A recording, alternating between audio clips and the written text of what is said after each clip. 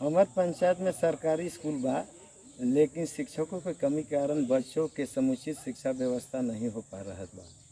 मेरा प्रयास होगा कि पंचायत के पढ़े लिखे युवकों को टोली बना के स्कूल में पढ़ावे के काम करब और स्कूल टाइम के पहले और बाद में उन लोग से ट्यूशन कोचिंग करवा के बच्चों के शिक्षा देवे के काम करब।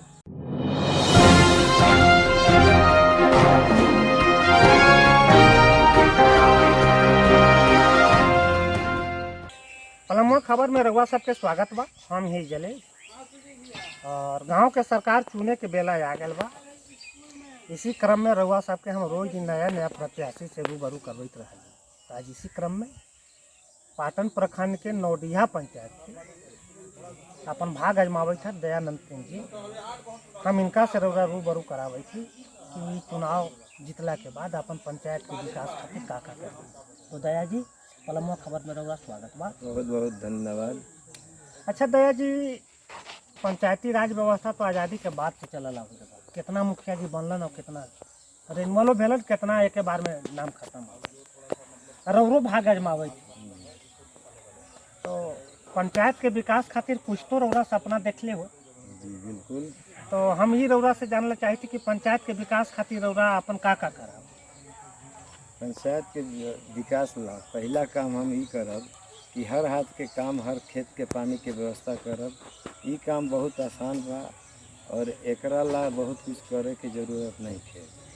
हर घर के पानी घर में, हर खेत के पानी खेत में रोके के प्रयास करब। एकर फायदा ई होई कि भूगर्भीय जल स्तर ऊपर रही, एकर फायदा से खेती में मिली। इस तरह से हर ग्रामीण भाई लोग के अपने आप खेत में काम करे के मौका मिली। इस तरह से हर हमार पंचायत समृद्ध पंचायत हो जाए, पंचायत में पंचायत हो जाए। अच्छा दया जी, ये तो कहले कि खेती के विकास हम करब, एकरा से हर हाथ के काम, हर खेत में खेती हो जाए।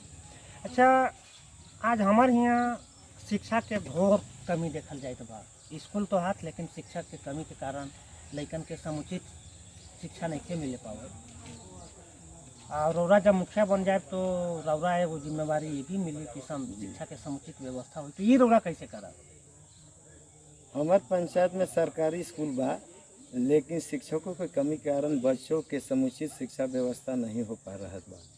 मेरा प्रयास होगा कि पंचायत के पढ़े लिखे युवकों को टोली बना के स्कूल में पढ़ावे के काम करब और स्कूल टाइम के पहले और बाद में उन लोग से ट्यूशन कोचिंग करवा के बच्चों के शिक्षा देवे के काम करब। इससे लड़कन के पढ़ावे के काम करिए। जहाँ शिक्षा हो तो वहाँ विकास अपने आप होई। और इसी तरह अच्छा, ये तो बहुत बढ़िया प्रयास बा कि पढ़ल लिखल हर गांव में लड़कन है तो उसके सहयोग से पढ़ावे के काम करे। स्वास्थ्य सुविधा भी बा यहाँ। मान लो कि इधर से पाटन दूर पड़ला है, मुख्यालय शहर बा वो भी दूर पड़ला। रात बिरात भी बीमारी केकरा कखनी हो जाए कोई नहीं ठिकाना। तो स्वास्थ्य क्षेत्र में रउरा का करब? इसी तरह स्वास्थ्य क्षेत्र में भी व्यवस्था करब। यहाँ उप स्वास्थ्य केंद्र बा, डॉक्टर और नर्स के व्यवस्था यहाँ करल जाए ताकि यहाँ के मरीज के समुचित विकास यहीं मिल सके। अच्छा दया जी, ये भी बहुत बढ़िया रउरा कहली। एगो समस्या बा पर्यावरण की। रउरो जाना थी, रोज दिन अखबार में छपैत बा। पर्यावरण खातिर रउरा का करब? कारण की देखे थी कि काफ़ी जमीन यहाँ परती पड़ल रहा जी।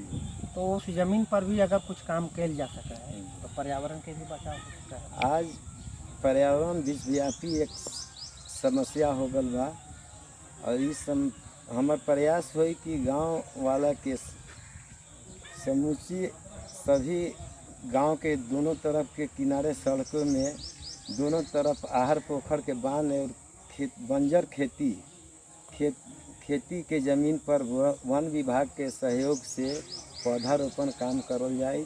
एकर सीधा फायदा हमार पंचायत के लोगों को भी मिली और पर्यावरण के समस्या के समाधान होई।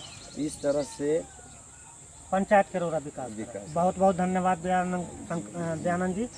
तो इस तरह से रउरा सुनली कि कहलन कि हम पंचायत के विकास करे खातिर बहुत कुछ करे की जरूरत नहीं है। ये सरकार के द्वारा राशि उपलब्ध करवल जाए और जो गाइडलाइन रहे ओकरा से तो काम होबे करी। एक अलावे भी जनता के सहयोग से बहुत कुछ बदलाव कल जा सके है। जैसे कहलन कि आहार पोखर पर जमीन खाली रहला, सड़क के किनारे जमीन खाली बा, कुछ बंजर जमीन बा, ओकरा पर पेड़ पौधा लगा के पर्यावरण के भी समस्या समाधान कर दे। और पेड़ से किसान के जलावन के लकड़ी मिल जाए, फर्नीचर के लकड़ी मिल जाए, ओकरा बेच दे तो पैसा भी मिल जाए। गांव के लइकन पढ़ल लिखल बेकार है तो उनकर माध्यम से कोचिंग ट्यूशन स्कूल में शिक्षकों के कमी बा, हुआ क्लास लिवा के शिक्षा के व्यवस्था करब। उप स्वास्थ्य केंद्र बा तो डॉक्टर चिकित्सक के व्यवस्था करवा के, नर्स के व्यवस्था करब तो यहाँ के मरीज के पहला इलाज तो कम से कम हो जाएगी। एक बाद फिर रेफर हो तो डाल्टनगंज रांची जहाँ भी जाएंगे तो उनका पहला लाभ मिले। इस तरह से कि पंचायत के विकास के सपना देखले है और एकरा में पंचायत वासी के सहयोग के भी अपेक्षा कैले है। तो इस तरह से पलमुआ खबर रउआ सबसे अपील भी करे बा कि गांव के सरकार चुने खातिर रउआ सब मतदान जरूर करे जाऊँ और योग्य प्रत्याशी के चुन करके उनका भी बागडोर सौंपूँ। एकरा से राजनीति की दिशा और दशा के साथ साथ और भाग्य की निर्धारण हो। धन्यवाद।